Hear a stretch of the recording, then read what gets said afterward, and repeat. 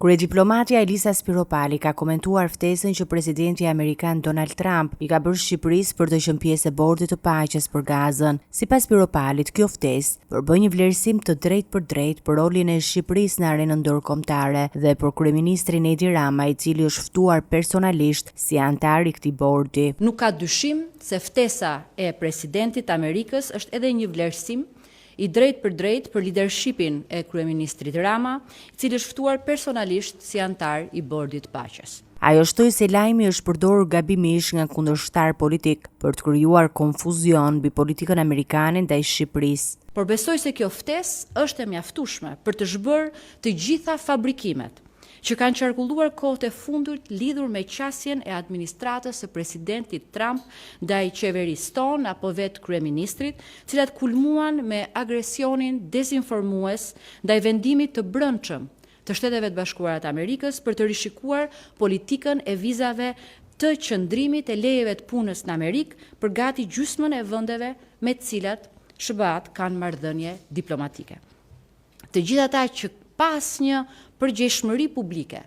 u turën ta helmojnë publikun me parullën Shtetet e Bashkuara vendosën Shqipërinë në listën e zezë, duke komentuar me ngazëllim gënjeshtrën se vendimi në fjalë na lidhej me ndëshkimin e narkoshtetit të tyre imagjinar,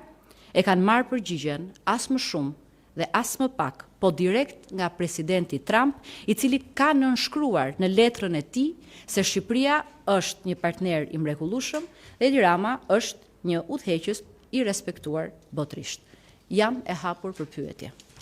Kryediplomatja theksoi rëndësinë e këtij zhvillimi në kuadër të rishikimit të ligjit për shërbim të jashtëm dhe rolin e vendit në politikën ndërkombëtare.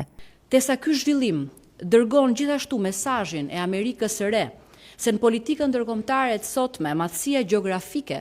apo demografia e një vendi nuk është faktor përcaktues, po vlen mbi të gjitha autenticiteti, koherenca dhe aftësia për t'i kontribuar paqes, stabilitetit dhe sigurisë, çka Shqipërisë ja njohin e çmojnë të gjithë prej vite tani më. Në Tiranë plas marazi e marrin dhën lloj-lloj tregimesh me miliarda dollar që do pague kemi për bordin,